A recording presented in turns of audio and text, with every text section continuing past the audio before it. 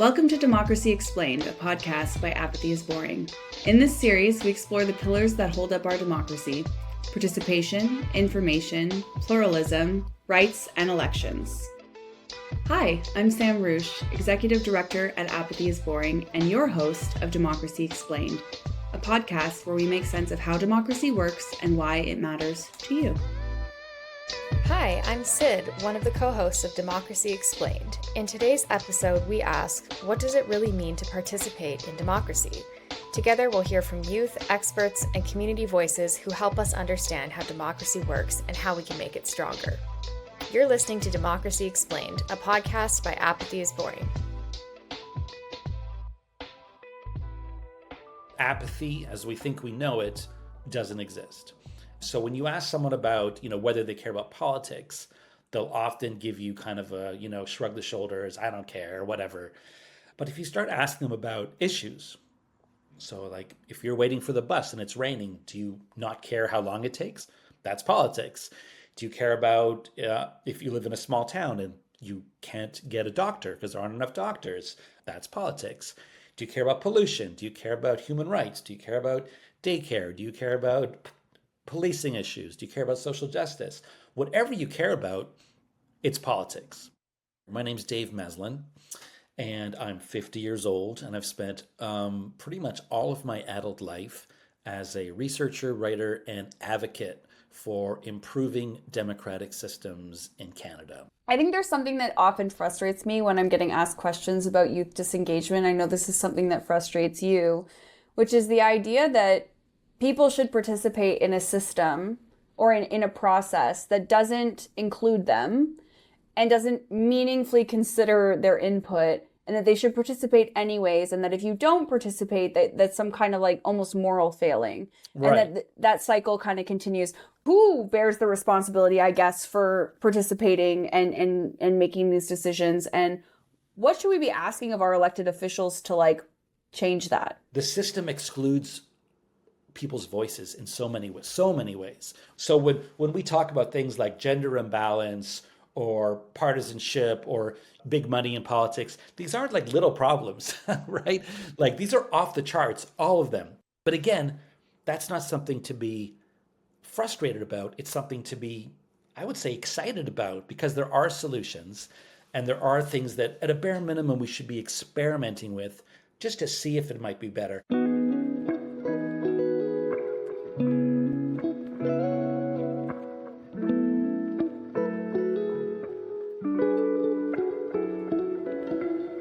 The thing about our elected representatives, and I appreciate the work that they're doing, is that they are not really representative of the population. My name is Sarah Yaffe. I am a director at Mass LBP. The LBP stands for Led by People, and that's the work that I do. We engage with everyday people to try to make democracy more democratic.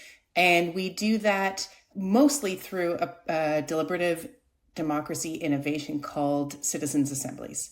So what that ultimately is bringing together randomly selected but demographically representative people to learn together, learn skills like critical thinking skills, like building, empathy and active listening, and then also to learn a lot about the policy issue that they are discussing.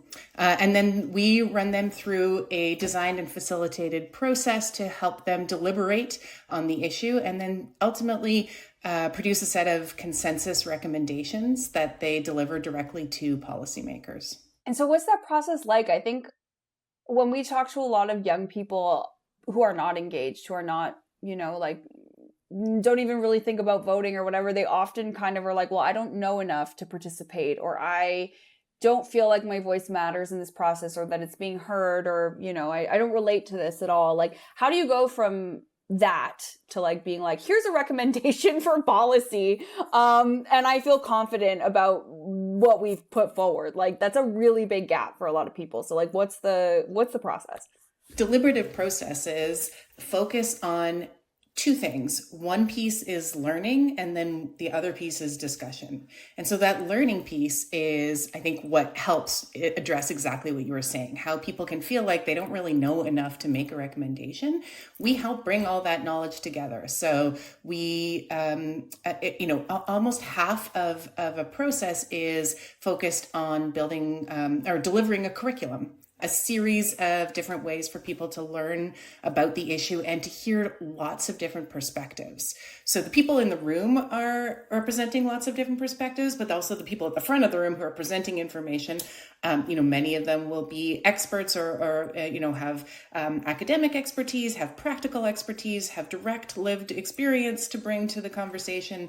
And through a variety of different presentations and conversations, all of the members of the assembly get to kind of be collectively elevated to the same level of knowledge so that they do feel like they know what they're dealing with when they're putting together some recommendations. I get asked a lot, oh, we're really worried about, young people and their trust in institutions, and like a lot of hand wringing around like, what do we do to like resolve this issue? I'm like, it's so obvious to me that it's like you need to open up more. It's not to close ranks and be like, oh, well, they're all crazy out there because they're mad at us. So like, let's close ranks and make decisions based on this, what a really small group of people experiences think about the world.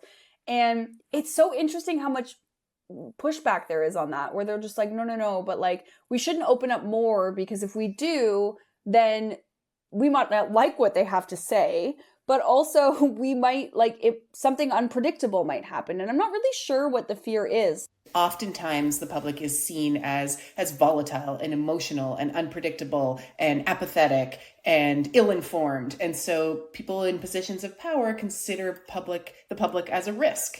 But we, especially in our processes, see the exact opposite of that. And I'm sure you do too, that people are interested, they are willing, they are engaged, they are curious, they care. They just need to be given the opportunity to do something and to feel like they are being able to have an impact. So the piece around like, how do we get people to trust us more? Well, trust them more. And obviously, I mean, this is something I always have to talk to my kids about. Like, generally, people are good. Right? That's how society functions. Generally, people are good, but it's almost like we've forgotten that. We live in fear of the 1% of people who are out there to make things bad, and maybe it's because many of those people hold positions of power. And I know that there's sort of this like idea of like, is a crowd, is there wisdom or is it a mob? And like, it's almost like a Rorschach test. Yeah, 100%. That same group of people, that same crowd could go either way, depending on, what environment is created, what is being told to them and asked of them. So we have to do the things that help people feel empowered, not disenfranchised. If you look at the way politicians treat each other in the House of Commons, you'll realize that in any other workplace, you would get fired for acting that same way, right? Like you can't go into a workplace and like just make fun of your coworkers all day. And here these people are with like the most sacred job in the whole country. We need to have that room. I mean, literally for our species' future existence. If we're going to talk about climate change and like this existential crisis. My goodness, like we need that room to be humble and thoughtful and empathetic and, all these things that we couldn't be further from. I guess the thing for me is that when you're thinking about politics and political parties, things do become very binary, right? There are positions, a party holds positions on issues. And if you're part of a party, then you probably need to, or feel like you need to hold the same positions on all of those issues. But there's a lot more gray that we are not really willing to address in our political systems, especially in systems where there's only two major parties or three major parties, right? And one of the focuses of our work is that we ground everything in values. And when you start at the level of values, you are able to get into a lot more of the in between. It's not as black and white because you really are more grounded, and it becomes less about having to play politics and more about the ideas of good governance. Why does that matter? When we have elections, we send these people to represent us. It is a sacred. Yeah, But why does it matter that those people are engaging on a continuous basis? the number one reason why we should encourage political engagement from ordinary citizens in between elections is because they have so much lived experience and collective knowledge that council doesn't have, the bureaucracy doesn't have, only the people have it. So there is actually like there is concrete, measurable, I think, value in those things. And let's be honest here. One of the biggest problems of our representative bodies is that they're dominantly male and white. It's very common to have a majority white council in towns that aren't majority white. And that is another consequence of people not being engaged. Because if everyone was engaged, ordinary people would rise up through the ladder of engagement and would themselves become candidates and become mayors. But when everyone's tuning out politics, the most likely people to become candidates are political insiders, which to me reinforces lack of innovation and lack of creativity, because you just got the same people in the same bubble replicating the same things over and over again. You need outside voices to spark innovation. The innovation doesn't happen because the big guys change. It happens because new people and what do they call it again? Disruptors, right? So disruptors enter a marketplace with something new and either force the big guys to change, or the big guys die off and the disruptors become the big guys. And because of first past the post, all we have is these two big guys, blue and red, and they've been the same big guys since like my grandparents were voting. Wait, quick note here. First past the post is the name of the current voting system that we use in elections in Canada. Here's how it works. In every riding, voters choose one candidate. When the ballots are counted, the candidate with the most votes wins the seat, even if they don't have more than half. It's called first past the post because, like a race, the first one across the line wins. People like it because it's simple and quick, but critics say it can distort the bigger picture. A party can win a majority of seats in Parliament with less than half the votes nationwide, while other parties with lots of support might only get a small number of seats. Take the beer sector, right? So beer used to just be like Labatt, Molson, and then suddenly, like in my lifetime, like craft brewery has become like the big thing, and people love like local beers made in small shops in their neighborhood. Like that's the big thing. Wouldn't it be amazing if we used a voting system that allowed new parties to emerge, and those parties could actually win seats? So I started a new party called the,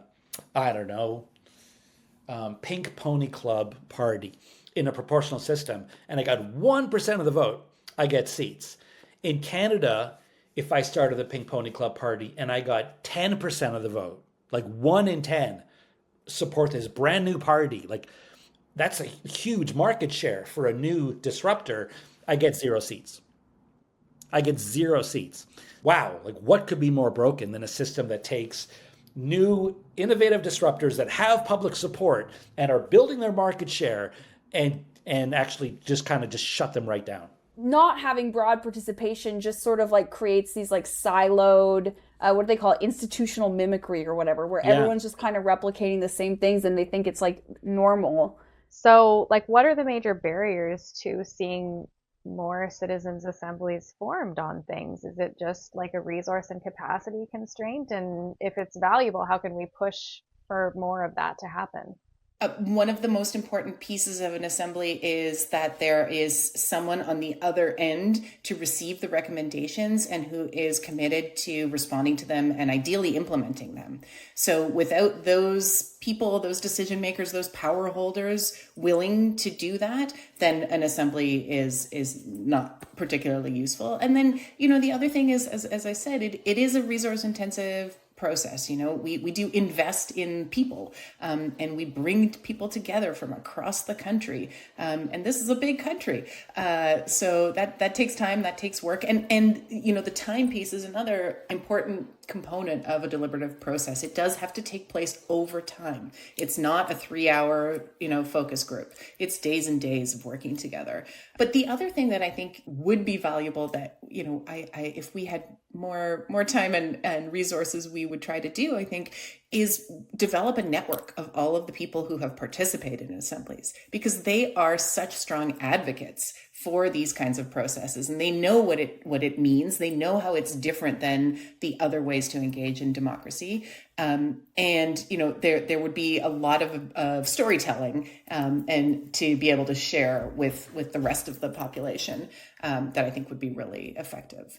And so one of the things that I'm trying to work on and develop more deeply is the ability to scale that component and to teach those fundamental skills or help strengthen those fundamental skills of everyday democracy and help people learn or rebuild some of their energy around curiosity or around listening actively or genuinely. And so we have a program that we run called Democracy Fitness, which is something that developed by colleagues of ours in Denmark. And it's fun and active training sessions to help people build these skills in a way that is energizing and doesn't feel like, democracy, At least in some respect, to make a system that encourages parties to foster the grassroots and to bring in fresh ideas and disruptions ideas that through would happen, changing our system. Yeah, that would happen on its own under a proportional system, because we don't have to encourage the parties to respect their grassroots. New parties would form. Yeah. This is a really important part that relates back to the voting system. Under a proportional system, which is the most common voting system in the world, parties who are similar to each other work together. Even during elections, they'll be like, put him first, put me second, right? And once they're in power, they'll collaborate on legislation. Under first past the post, the biggest threat to you is the party that is most similar. So under proportional system, the Greens would be like, I hate the Conservatives. And the Conservatives would be like, I hate the NDP. Under our system, the NDP hates the Greens the most, even though they're similar on so many policies, because they see the Greens as vote splitters. So our political system really amplifies the tribalism of politics, because it turns allies or likely allies into enemies. So to join a party, one of the most toxic things about it is that you have to start hating the other parties. And that's like, what kind of person does that attract? So if you're coming into politics being like, I want to be a collaborative player in the political space, there's no room for you. That's not how our political system works. It's warfare. And it's warfare against the closest people, aligned the closest with you. The NDP is warfare against the Greens. Liberal is warfare against the NDP. So when we talk about the left being split, they're not just split, they're at each other's throats. Have you had sessions where there was difficulty and a lot of pain points in just people's strong division of thought, and the recommendations were just very, very distinct from each other, that to the point where it feels like it's hard to put a product together or what have you? And how does your team work within that and overcome that? Yeah, so that's the piece around the designed process. And I mentioned earlier that we always start with values. And by starting with values, it does two things. One is it lets people start to explore their ability to have these conversations in a way that is relatively low stakes. Because we don't jump in and say, okay, so what do you think should happen to address, the climate crisis? We take it back a few steps, and we let people learn how to talk to each other and learn how to listen to each other. And ultimately from that, come up with this set of guiding values. And then the values act as something that they can continue to refer back to. So when we encounter these moments where there may be conflict, or people are really disagreeing about a recommendation or about a priority, we can go back and say, okay, well, we did feel like these were the values that we agreed were going to guide us. How do these values, how does this conversation relate to these values? But to be honest with you, it's through the process, through the learning, through the mandate of exercising public judgment, it doesn't happen nearly as much as you might think. Yeah, I would think it would happen a lot. Yeah, same. I would. That's why I asked. I mean, and that's really why how you frame a conversation and the environment that you create is so important. Can you tell us about a time where you've seen like these recommendations really be absorbed up, and what that looked like by the policymakers? What did the policymakers do with that? What was the process, and like what did it yield? Because I think that's a story that like people might see something about citizens assemblies and be like, oh, that sounds really nice, but like my MP doesn't return my emails. So like, what are the odds that this actually leads to anything? And I think that we need to start telling those stories more so that people can see sort of the full spectrum of like what public consultation can actually do, and like, what it leads to. I think the one I would point to most clearly is a project we did called Our Care, which was about primary care across the country. So we held 5 different priorities panels, another sort of version of an assembly. We did a big survey, and we also had working groups with different equity deserving communities in each of the provinces that we worked in. And out of that huge engagement, each of those assemblies produced reports with recommendations. And then out of that, we produced what was called the Our Care Standard. And it identified 6 primary principles for high quality primary care. And just recently, the Ontario legislature has put through the Ontario Primary Care Act, which implements these 6 principles, and is, just a really amazing way to see policy clearly informed and supported by the work of everyday people from across the country. How do people respond to those stories? And like, what is sort of the after effect in a community or in a place when people participate in these kinds of things?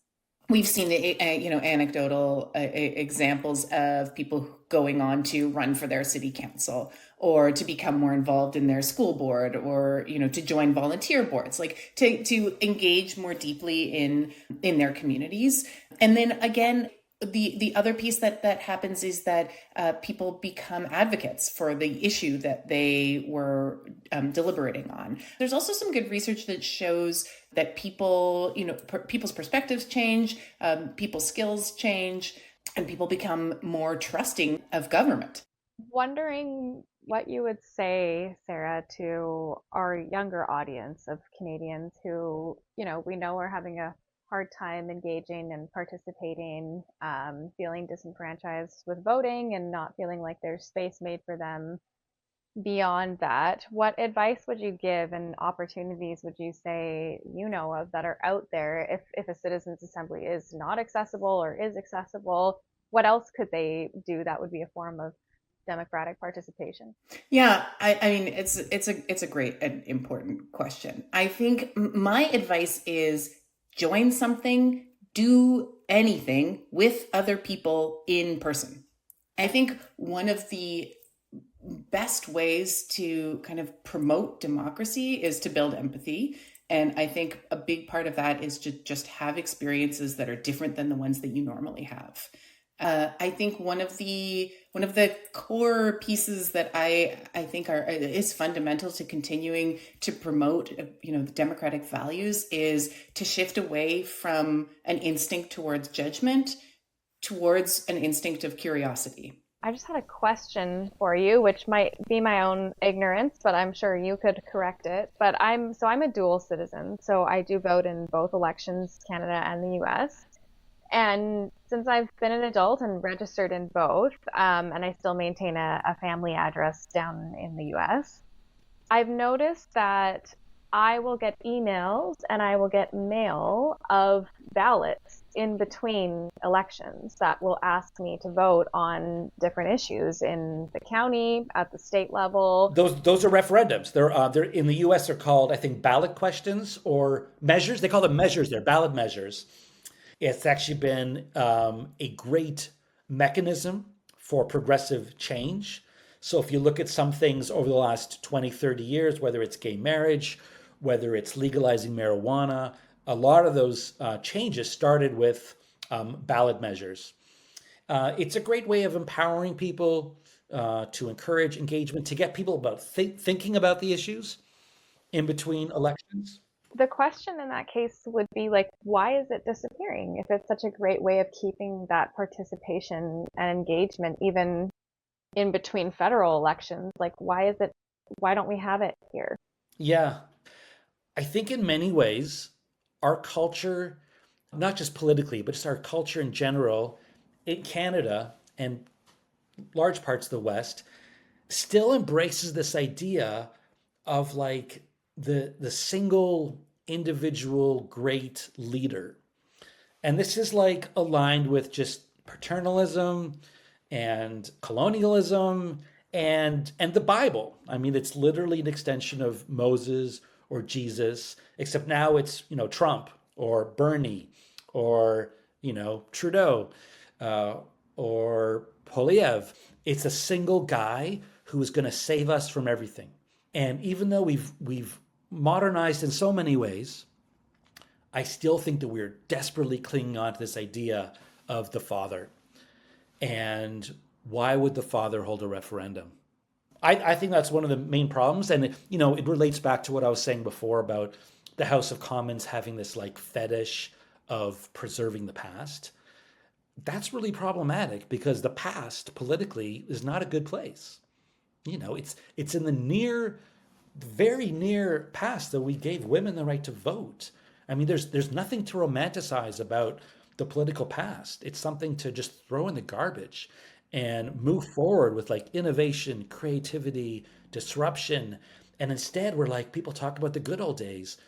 Um, and I think part of that is the cockiness of like, we're the West and the West is civilized and the West is democratic. And the evolution of democracy has ended and we have arrived instead of like, we've just started on a journey of empowering ordinary people. And we're on like baby steps. Like, how do we take it to the next level? Like, how do we keep building on this like tiny sprout of democracy that we've started as a species? I think that's what excites me about democracy work, actually, if I really think about it, is that I always feel like it's like, oh, but we have so much to do. Like we are a very new country. We're a young country, and I think that Right. that gives us so much opportunity too. And so I appreciate traditions. I think that traditions are important. They give continuity, they give context, they give history because it matters to people. But like Yes, that doesn't yes. mean we have to keep it. We can put it in a box Exactly. So and be what like what that happened. history should inform our decisions, but we shouldn't be chained to it. Another huge issue here for us to like think about, and again, it's like I don't know how you would overcome this. Our political system through elections self-selects people who are like overly confident and like super extroverts. So whoever wins an election, you're going to end up with a House of Commons full of like really cocky extroverts. And then we expect them to like listen to each other thoughtfully.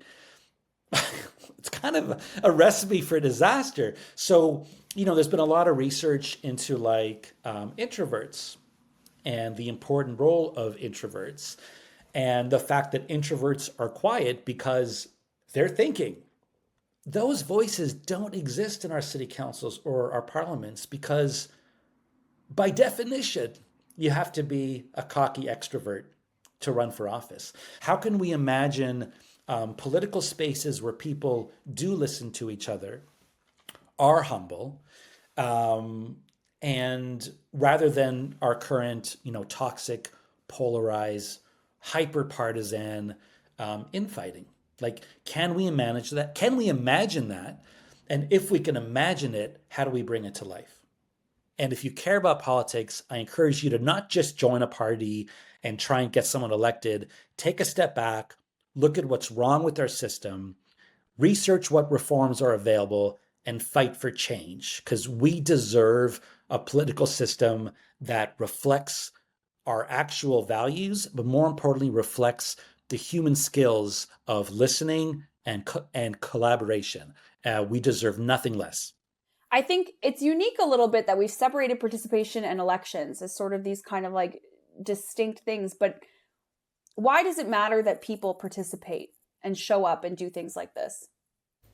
Yeah, I mean, I think it's so important to separate participation from elections because elections happen so infrequently. Democracy is all the time. And so participation is the way to engage with democracy all the time. And it's, it really goes back to much of what we've been talking about, that participation is how to engage with the people around you. Like democracy it only exists because we live together in a society. And so we need to spend time with each other. We need to understand each other.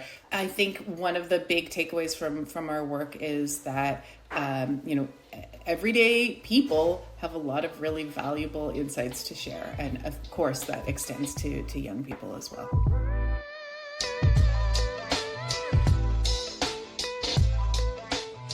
Thanks for listening to Democracy Explained. Democracy doesn't just happen, it's something we build together every day. If you enjoyed this episode, share it with a friend, subscribe on your favorite podcast platform, and join us next time as we dive into trust issues and information. Until then, chat about these ideas with friends, listen to new perspectives, and remember, democracy only works when we all participate.